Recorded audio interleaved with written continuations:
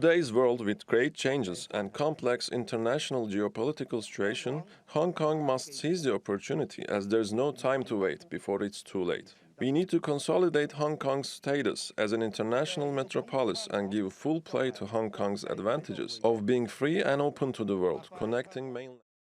Let's get some more analysis on this from Victor Teo. He is a political scientist and he joins us now from Singapore. Victor, good to have you on the show. So Hong Kong has a new chief executive.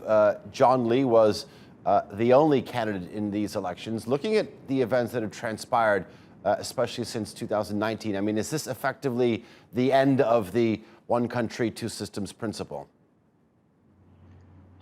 I would actually disagree with the characterization, simply because I think there is a remarkable continuity in the way the leader is being chosen in Hong Kong.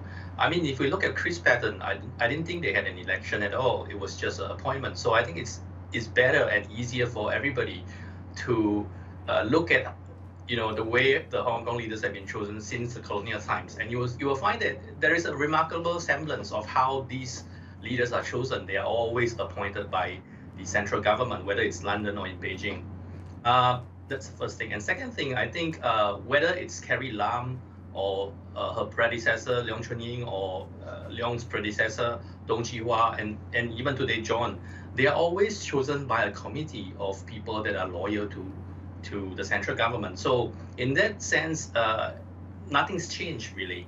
The only thing that has changed is that by and large, the Democrats have been excluded from this election in two ways. First of all, as we all know, the Democratic Party members all resigned en masse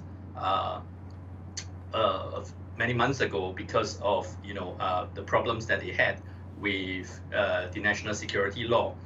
The second thing is that by and large, they have been excluded from, if you like, the public discussion of this particular candidate. And this is, I think, what is different from the previous election.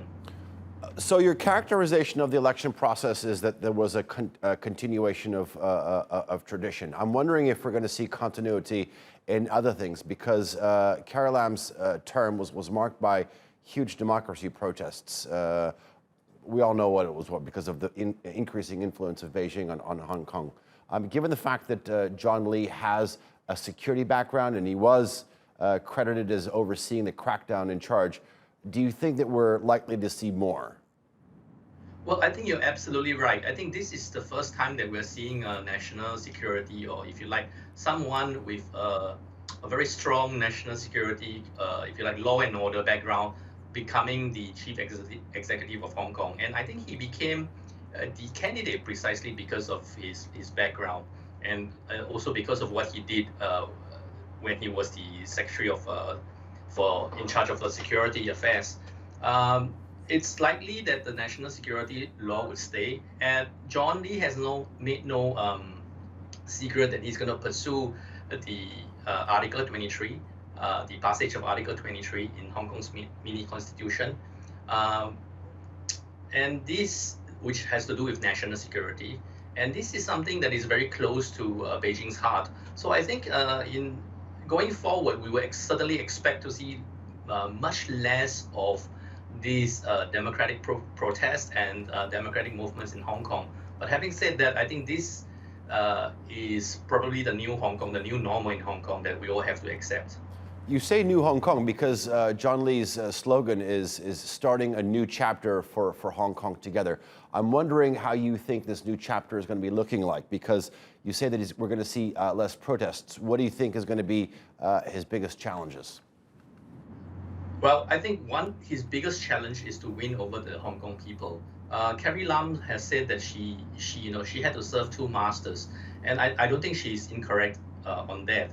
Going forward, John Lee has to prove his credentials to the Hong Kong people, as prove himself, not his credentials, to the Hong Kong people, by being able to make good what his campaign promises.